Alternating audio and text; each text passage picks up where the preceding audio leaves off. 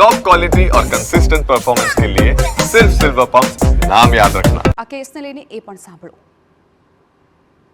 જો એ કાયદાકીય પ્રક્રિયા હતી, સરકારમાં ઘણા સમયથી વિચારણા ચાલતી હતી।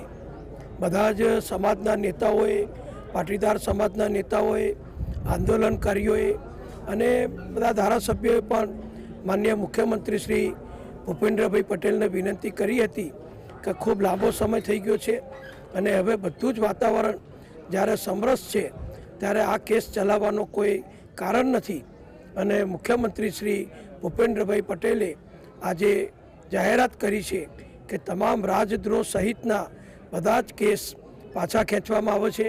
એનાથી બધા જ યુવાનોમાં અને જેમના ઉપર કેસ હતા એમના બધા પરિવારોમાં આનંદ છે અને પાટીદાર સમાજ સહિત સમગ્ર ગુજરાતના બધા જ કાર્યકરોમાં આનંદ છે। સાહેબ, કિરીટ પટેલ એવું કહે છે કે સરકારે કોઈ જાહેરાત નથી કરી। આ ધારાસભ્ય હાર્દિક પટેલને બીજા લોકોએ જાહેરાત કરી, શું કેવું છે આ બાબતે?